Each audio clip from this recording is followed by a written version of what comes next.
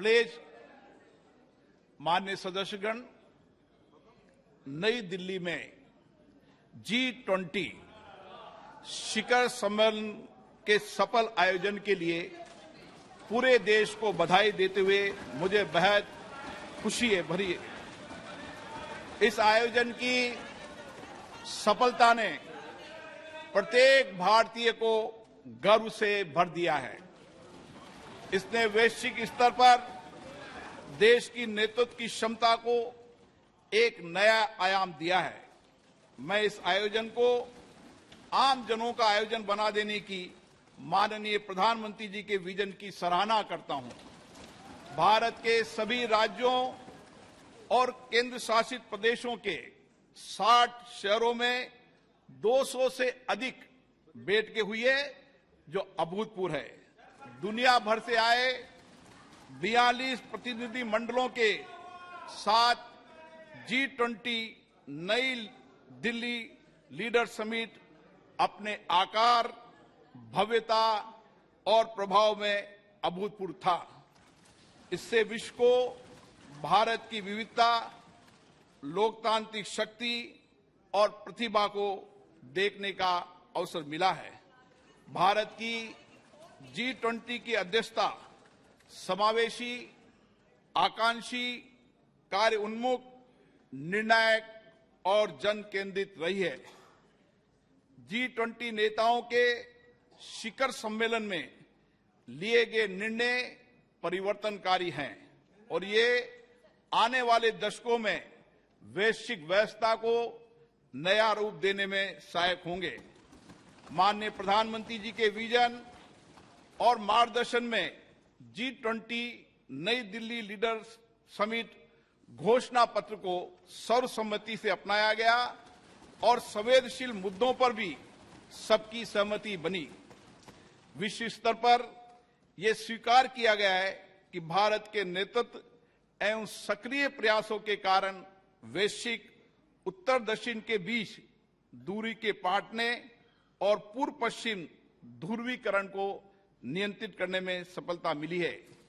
ये विश्व में भारत के ऊंचे कद और बढ़ती प्रतिष्ठा तथा इस सरकार द्वारा पिछले 9 वर्षों में किए गए कार्यों को दर्शाता है। माननीय प्रधानमंत्री जी के नेतृत्व में भारत को जो वैश्विक सद्भावना प्राप्त हुए, ये उसी का प्रमाण है। ये इस बात की भी स्वीकृति है कि कई प्रकार के विभाजनों से ग्रस्त विश्व में भारत शांति और संयम की आवाज है। भारत की अध्यक्षता में ग्लोबल साउथ की आवाज को G20 की चर्चा के केंद्र में लाने में महत्वपूर्ण भूमिका निभाई है। अपनी अध्यक्षता की शुरुआत में भारत ने जनवरी 2023 में voice of the global south शिखर सम्मेलन की मेजबानी की, जिसमें 125 देशों के नेतृत्व ने भाग लिया। ग्लोबल साउथ के देशों की प्राथमिकताओं और अपेक्षाओं को G20 एजेंडे में शामिल किया गया। शिखर सम्मेलन की घोषणा में निर्धनता उन्मूलन, जलवायु वित्त, ऋण संबंधी समस्याओं से निपटने, खाद्य सुरक्षा, स्वास्थ्य सुरक्षा, डिजिटल बुनियादी ढांचे के विकास सहित विकासशील देशों के हितों से संबंधित विषयों को प्रमुखता दी गई। माननीय प्रधानमंत्री जी की पहल के कारण अफ्रीकी संघ को G20 के स्थायी सदस्य के रूप में स्वीकार करने का ऐतिहासिक निर्णय लिया गया। विश्व के शीर्ष नेतृत्व को राजघाट पर राष्ट्रपिता महात्मा गांधी को सम्मान देते देखना एक अद्भुत दृश्य था। उन सभी ने महात्मा गांधी द्वारा प्रतिपादित शांति और अहिंसा के सार्वभौमिक विचार और वर्तमान समय में इसकी प्रासंगिकता को स्वीकार किया गया। माननीय प्रधानमंत्री जी ने स्वयं अंतर्राष्ट्रीय संस्थानों में सुधार करने, उसमें समय के अनुसार बदलाव लाने का पुरजोर समर्थन किया। इस विभाजित विश्व में स्थिरता, वृद्धि और विकास सुनिश्चित करने के लिए वास्तविक बहुपक्षवाद के लिए यह महत्वपूर्ण है। माननीय सदस्यगण, G20 का दृष्टिकोण अर्थ केंद्रित न होकर अब व्यापक रूप से मानव केंद्रित हो गया है।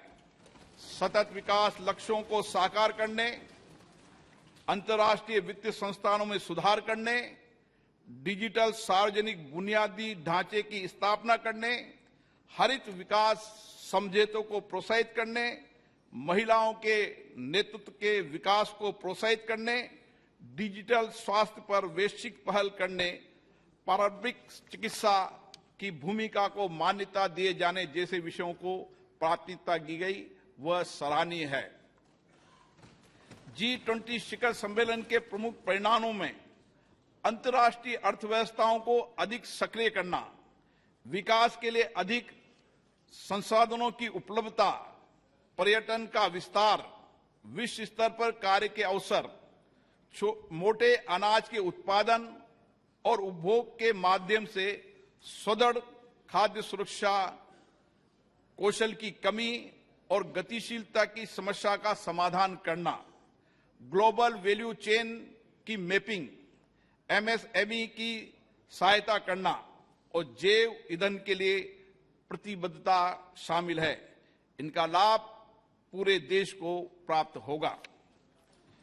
शिखर सम्मेलन के दौरान भारत मध्य पूर्व यूरोप आर्थिक कॉरिडोर और वैश्विक जैव ईंधन गठबंधन का शुभारंभ अत्यंत महत्वपूर्ण है। इन पहलों से एक कनेक्टेड भविष्य की नींव रखी गई है, जिसमें आगे भी भारत की महत्वपूर्ण भूमिका बनी रहेगी। पर्यावरण समर्थन के लिए लाइफ संबंधी उच्च स्तरीय सिद्धांतों को अंगीकृत किए जाने और जलवायु संबंधी लक्ष्यों को पूरा करने के लिए जलवायु वित्त और निवेश में बड़े पैमाने पर वृद्धि की आवश्यकता को विकसित देशों द्वारा स्वीकार किए जाने से इस क्षेत्र में भारत का नेतृत्व स्पष्ट रूप से प्रदर्शित हुआ है। भारत की अध्यक्षता में महिलाओं और आपदा जोखिम को कम किए जाने के बारे में G20 कार्य समूह के गठन के साथ साथ स्टार्टअप पर एक नए G20 की स्थापना के रूप में नई उपलब्धि दर्ज की गई है। खाद्य सुरक्षा के संबंध में डेक्कन उच्च स्तरीय पहल, भूमि संबंधी पहल पर गांधीनगर रोड मैप, पर्यटन के विषय पर गोवा रोड मैप, नीली और महासागरीय अर्थव्यवस्था पर चेन्नई उच्च स्तरीय पहल और काशी सांस्कृतिक पथ से आने वाले समय में विभिन्न क्षेत्रों में विश्व का मार्गदर्शन होगा और हमारे देश गौरवान्वित होंगे। अगले माह हमारी संसद को हमारे G20 अध्यक्षता के क्रम में पार्लियामेंट P20 फोरम की मेजबानी करने का सम्मान मिलेगा। मैं इस प्रतिष्ठित सभा के प्रत्येक मान्य सदस्यों से अनुरोध करता हूं कि वे लोकतंत्र की जननी भारत की भूमि पर पूरे विश्व का स्वागत करने और वसुदेव कुटुंबकम, एक पृथ्वी एक परिवार एक भविष्य के मिशन को आगे बढ़ाने में शामिल हो। मुझे विश्वास है ये सभा इस ऐतिहासिक उपलब्धि पर माननीय प्रधानमंत्री जी के नेतृत्व की सराहना करने, भारत के लोगों को उत्साह बढ़ाने और सभी संगठनों और व्यक्तियों के योगदान को सराहना करने में मेरा साथ देगी। श्री सुनील कुमार सिंह,